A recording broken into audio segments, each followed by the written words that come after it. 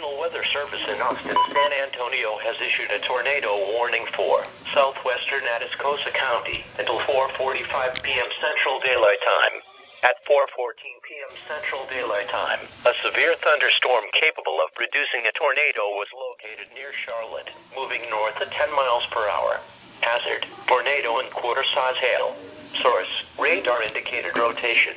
Impact, flying debris will be dangerous to those caught without shelter. Mobile homes will be damaged It's or a tornado destroyed. warning. Damaged roofs, windows, and vehicles will occur. Tree damage is likely. This dangerous storm will be near Charlotte around 4:45 p.m. Central Daylight Time. Other locations impacted by this tornadic thunderstorm include Davis, Dobrovolsky, and Amphion. Take cover now. Move to a basement or an interior room on the lowest floor of a sturdy building. Avoid windows.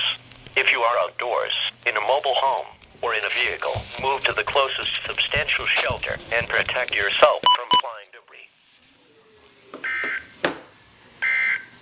See, that's west of here, right?